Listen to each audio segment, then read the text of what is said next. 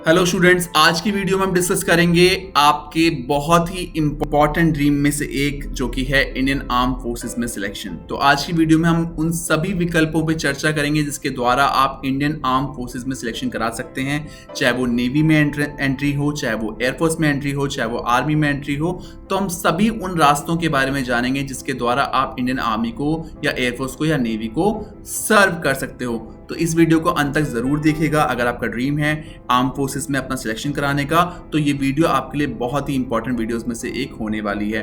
अगर फिर भी हम आपके कोई डाउट क्लियर नहीं कर पाते इस वीडियो के दौरान तो आप कमेंट सेक्शन में जाके हमें कमेंट करना ना भूलिएगा, ताकि हम आपके सारे डाउट्स का जवाब दे पाएं और आपके सारे डाउट्स क्लियर कर पाएं। तो बिल्कुल भी देरी ना करते हुए हम आज की वीडियो शुरू करते हैं। आइए शुरू करते हैं आज की video.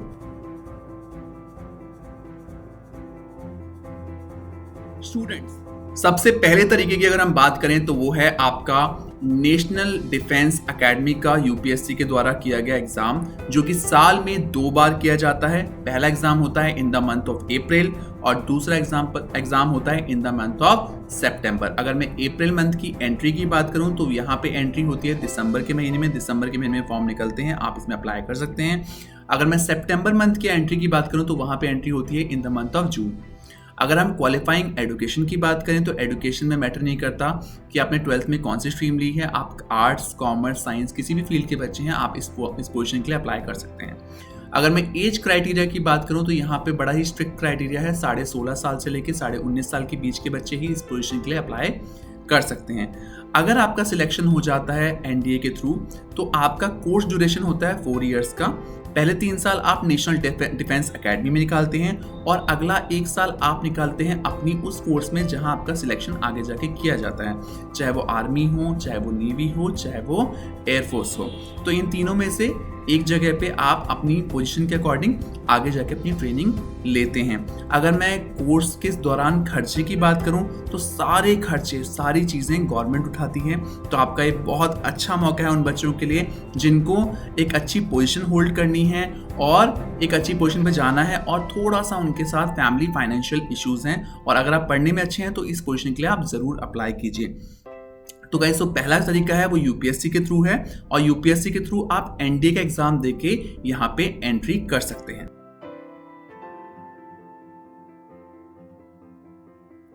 Student, second entry scheme का नाम है टीईएस, टेक्निकल एंट्री स्कीम। अगर मैं स्कीम के इनटेक की बात करूं तो यहाँ पे 90+ वैकेंसीज होती हैं और ये सिर्फ इंडियन आर्मी में वैकेंसी होती हैं। अगर मैं एजुकेशन क्राइटेरिया की बात करूं तो यहाँ पे आपके पास पीसीएम होना ज़रूरी है, यानी कि सिर्फ साइंस स्ट्रीम के लिए बच्चों के लिए जिनके पास पीसीएम सब्जेक्ट रहते हैं। 70% यहाँ पे क्राइटेरिया मैंडेटरी है, साथ ही साथ आपने जेईई का एग्ज़ाम दिया हो। ये स्कीम आपके मई और जून के मंथ में निकलती है और अक्टूबर और नवंबर के मंथ में निकलती है। अगर मैं एज क्राइटेरिया की बात करूं तो यहाँ भी 16.5 ईयर्स मिनिमम एज है और मैक्सिमम 19.5 ईयर्स की एज है। अगर मैं ट्रेनिंग ड्यूरेशन की बात करूं तो 1 साल आप जाते हैं ऑफिसर्स एकेडमी में अपनी ट्रेनिंग के लिए और अगले 4 साल आप निकालते हैं ट्रेनिंग सेंटर पे जहां पे आपको प्रॉपर ट्रेन किया जाता है। अगर मैं बात करूं अलाउंसेस की, एक्सपेंसेस की, तो यहाँ पे सारे अलाउंसेस और एक्सपेंसेस गवर्नमेंट बेयर करती है, तो यहाँ पे आपका कोई भी खर्चा आपकी जेब से नहीं लगता है।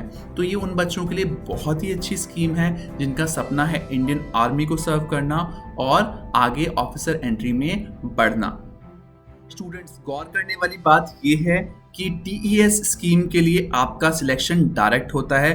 ओनली एसएसबी आपको क्लियर करना है और एसएसबी के बेसिस पे आपका सिलेक्शन हो जाएगा। There will be no written test. दोस्तों, अब हम बात करेंगे अपनी आखिरी ऑफिसर स्कीम के बारे में, जो कि है 10+2 बीटेक एंट्री स्कीम, जो कि ली जाती है इंडियन नेवी के द्वारा। ये स्कीम में आप तब एंट्री कर सकते हैं जब आपके पास पीसीएम में 70% मार्क्स होंगे और साथ ही साथ आपका 10th और 12th में 50% मार्क्स होंगे इंग्लिश में। इन दोनों में से किसी एक में अगर आपके 50% मार्क्स होते हैं इंग्लिश में तो आप एलिजिबल हैं इस पर्टिकुलर पोजीशन के लिए। साथ ही साथ आपकी जेईई मेंस की रैंकिंग भी यहाँ मायने रखती है। जेईई मेंस की रैंकिंग के हिसाब से आपको कॉल लेटर इशू करते हैं। अगर मैं नंबर ऑफ वैकेंसी की बात करूँ तो डिपेंड करता है उस टाइम पे कितनी रिक्वायरमेंट है। अगर मैं बात करूँ कौन से महीने में यहाँ पे एंट्री निकलती है तो ये जुलाई और नवंबर के मंथ में यहाँ पे एंट्री निकलती है। अगर मैं बात करूँ यहाँ पे आपकी एज क्राइटेरिया की, तो एज क्राइटेरिया यहाँ पे अगेन 16.5 और 19.5 मैक्सिमम एज का क्राइटेरिया है।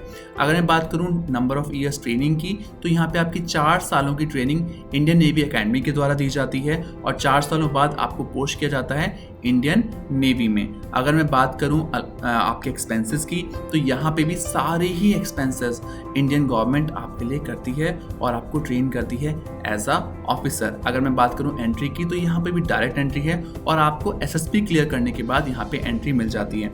तो आज की वीडियो में हमने जाना ऐसे 3 तरीके जिससे आप इंडियन आर्म फोर्सेस को ज्वाइन कर सकते हो एज अ ऑफिसर और देश को सर्व कर सकते हो। अगर आपका सपना है देश को सर्व करना, तो ये तीनों तरीके आपके लिए गोल्डन अपॉर्चुनिटी लेके आते हैं इंडियन आर्म फोर्सेस को ज्वाइन करने के लिए।